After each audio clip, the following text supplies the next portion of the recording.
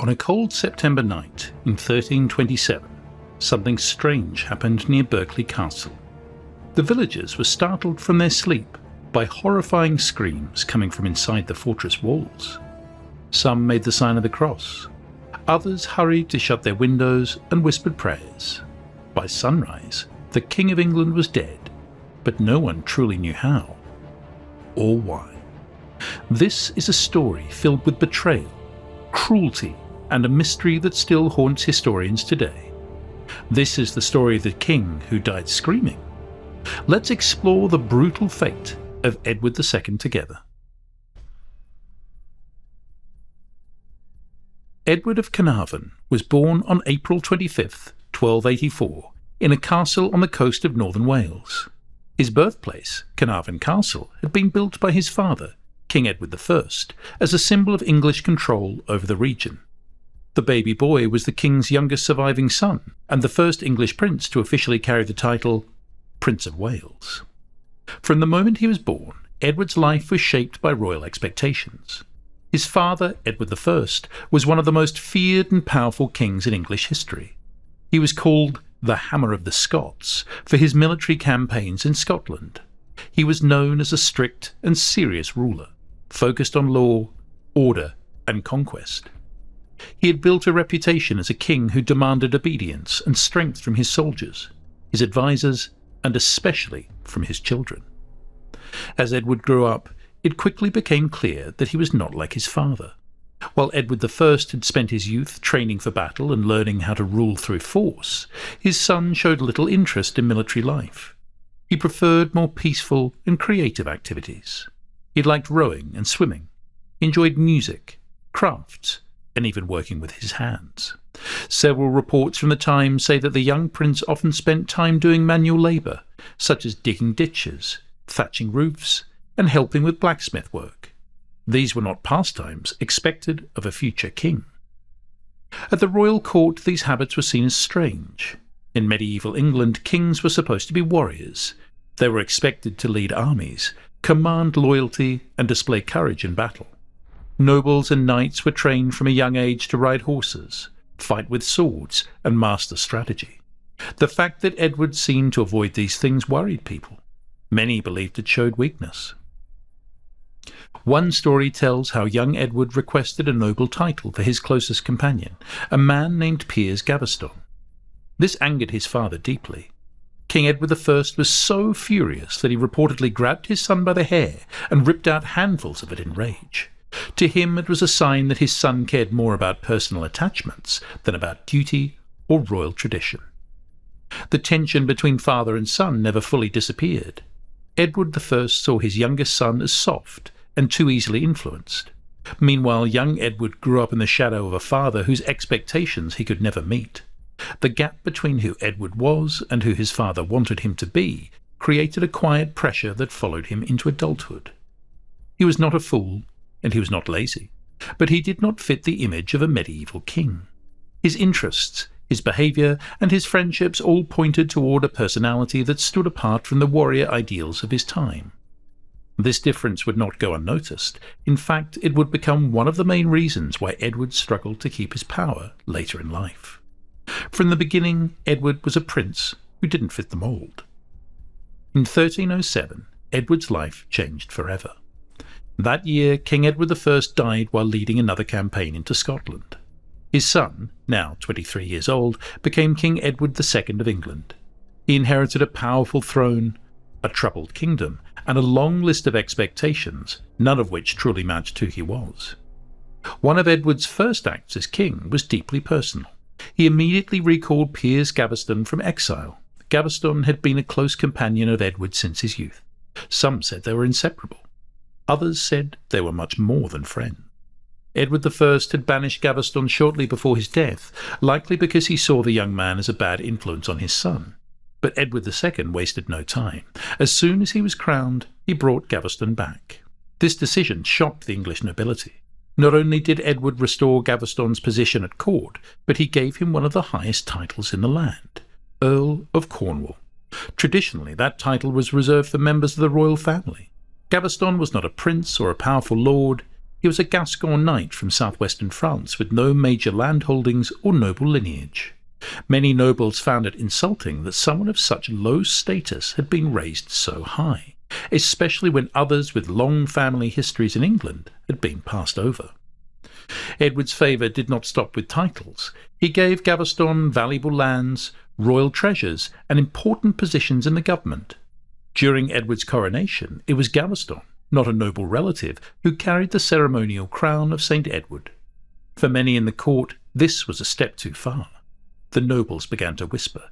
They questioned the nature of the relationship between the new king and his favourite. At the same time, Edward had just married Isabella of France. She was only 12 years old, the daughter of King Philip IV of France. The marriage had been arranged to secure peace between England and France, and it was meant to be politically important. But instead of honouring his new queen, Edward reportedly spent the wedding festivities focusing almost entirely on Gaveston. It is even said that some of the wedding gifts meant for Isabella ended up in Gaveston's hands. This public disrespect humiliated Isabella and her powerful family. It also made Edward appear careless with both politics and personal loyalty. By 1308, tensions had reached a breaking point.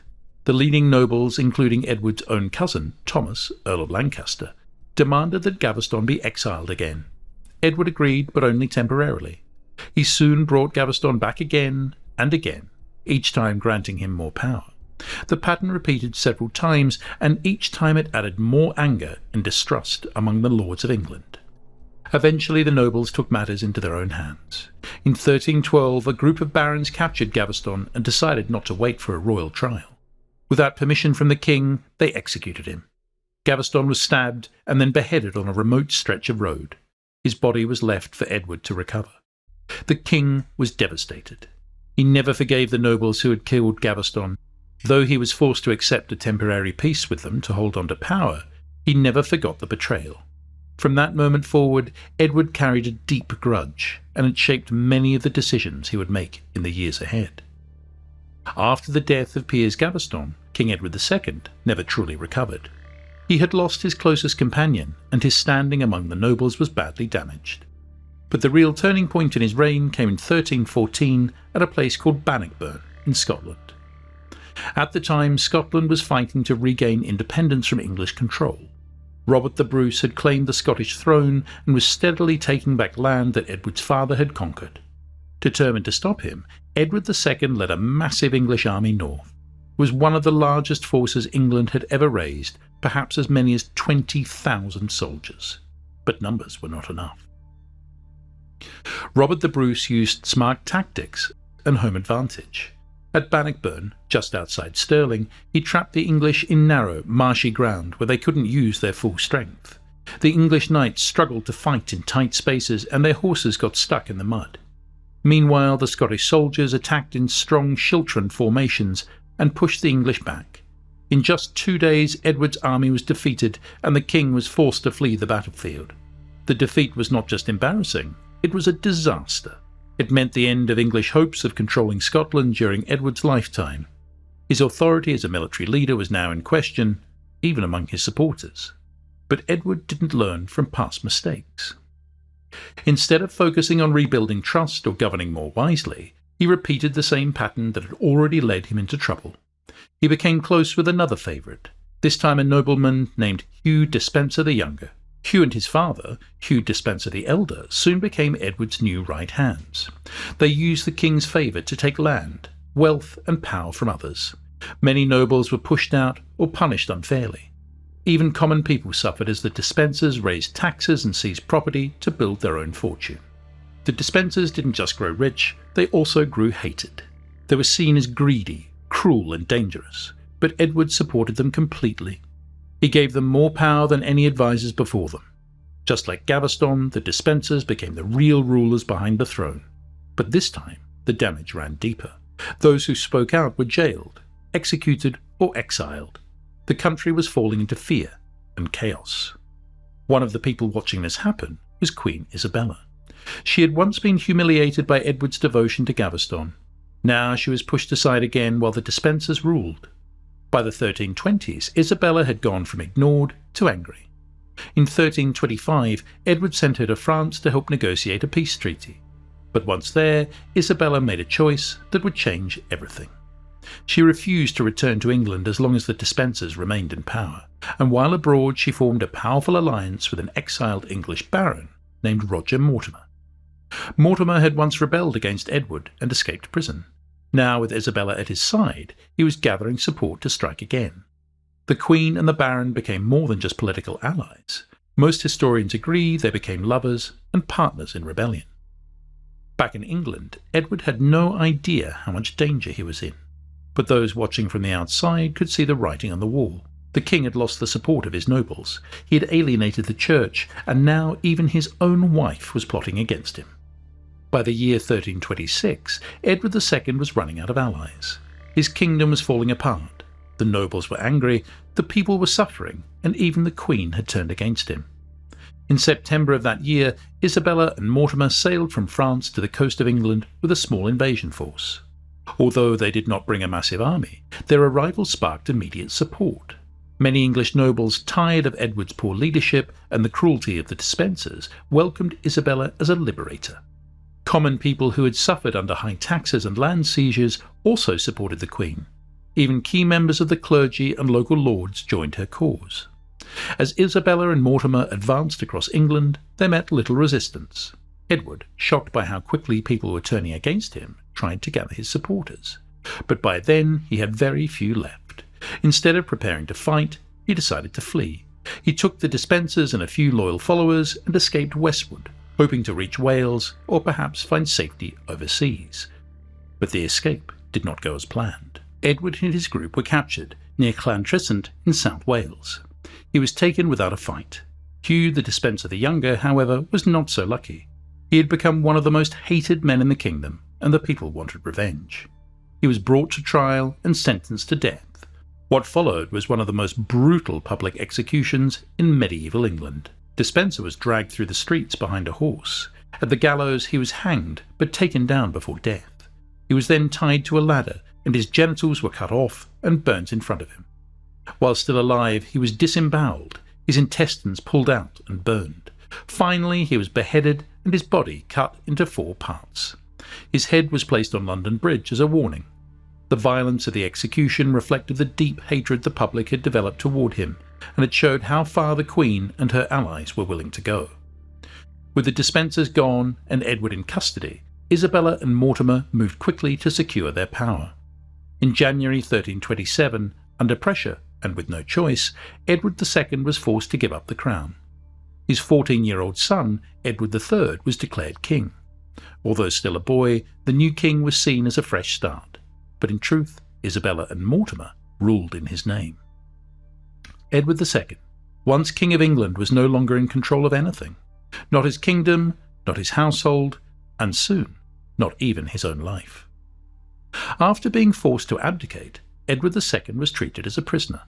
He was moved from one location to another to prevent any attempt to rescue him. At first, his captivity was relatively mild.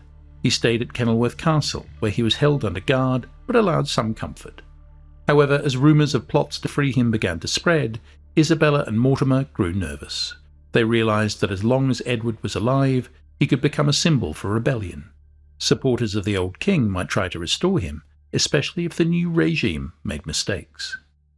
In April 1327, a decision was made to move Edward to a more secure and isolated location, Berkeley Castle in Gloucestershire.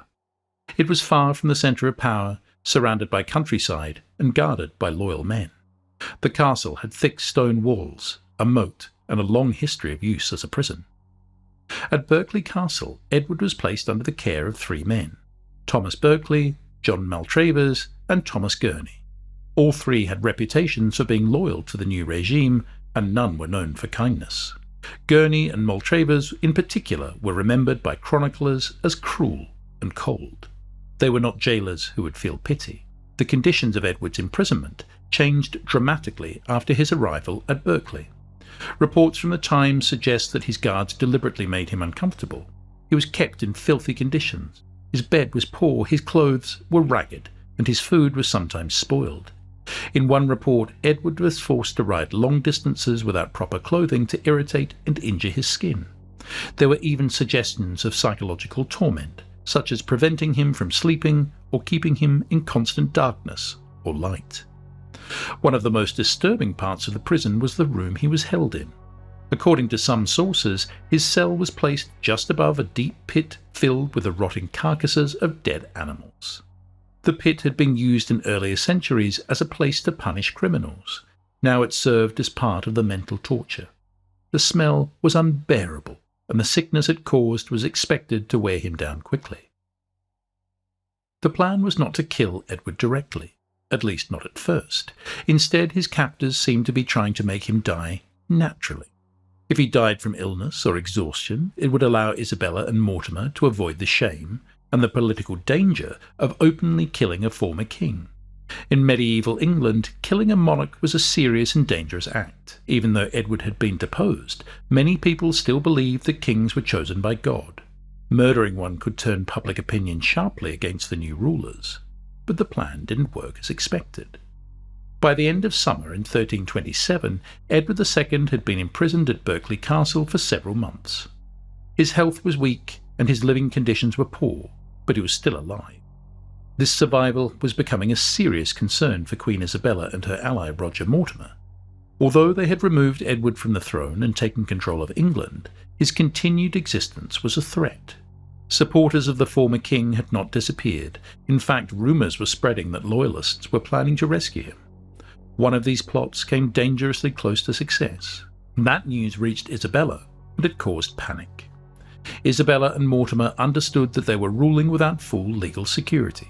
The longer Edward lived, the more likely someone would try to use his name to challenge them. But openly ordering the death of a former king was risky.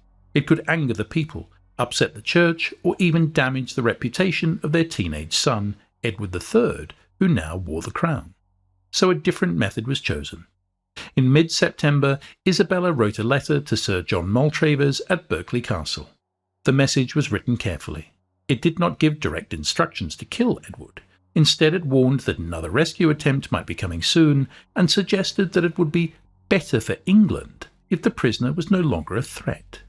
The message was clear. Maltravers understood what was expected of him. The decision had been made. Edward would not be allowed to leave Berkeley alive. On the night of September the 21st, two men entered Edward's cell. According to later reports, they were Thomas Gurney and John Maltravers himself. What happened next would become one of the most infamous acts in the history of the English monarchy. The men had brought with them a hollow horn and a long iron rod. First they restrained Edward, holding him down on the bed. The horn, shaped like a funnel, was inserted into his lower body. Then slowly and deliberately the red-hot iron was pushed through the horn and into his body. The purpose of this method was cruel and calculated. It was meant to destroy Edward's internal organs without leaving marks on his skin. This way the death would appear natural and no wounds would be visible during the funeral. As the iron entered his body, Edward screamed. Witnesses later said that people in the nearby village of Berkeley were awakened by terrible cries that echoed across the countryside. It was not a single scream, but a series of them. Then, as quickly as they had begun, the screams stopped. The night fell silent again. The villagers did not investigate. Many crossed themselves and returned to sleep. By morning, Edward II was dead. His face, according to one report, was twisted in a final grimace of unbearable agony. But there were no external wounds. The official report stated the former king had died of natural causes. There was no public outcry of murder. There was no trial. No one was punished. The event was covered up quickly. Isabella and Mortimer continued their rule without serious opposition, at least for the time being. But the story did not end there. In the years that followed, whispers about Edward's death began to spread. Then, decades later, the story of the red-hot poker appeared in official chronicles. The most famous version comes from a writer named Geoffrey Le Baker, who wrote his account in the 1350s. He described the method in great detail and stated clearly that the goal was to kill the king without leaving a trace. Mortimer and Isabella's reign was not to last long. In 1330, Edward III, now 17, took full control of the kingdom. He had Mortimer arrested for treason on charges including the murder of his father Edward II, and executed. He placed his mother under house arrest. Some historians believe that the red-hot poker story may have spread during Edward III's reign as political propaganda. By revealing how cruelly his father had been killed, Edward III could justify his decision to execute Mortimer and take power away from Isabella. The explanation would have served a political purpose. It cast Edward II as a tragic victim and Mortimer as a monstrous traitor. But whether the story was true, partly true, or exaggerated, it quickly took hold in English history. From then on, Edward II was remembered not just as a failed king, but as a man who died screaming in the night. Edward II's story is so shocking and mysterious that people are still talking about it centuries later. Some even believe he escaped and lived out his days in secret, far from England, as claimed in the famous Fieschi letter. Others say he was seen in Germany years later. Most historians disagree, but the survival theory refuses to die. It adds one final twist to an already unbelievable tale. What do you think? Did Edward really survive and disappear into exile, or did he meet a tragic end that night, screaming in the dark? Let us know in the comments, and if you want more stories like this one, don't forget to like, subscribe, and hit the bell so you never miss a piece of history they never taught us in school.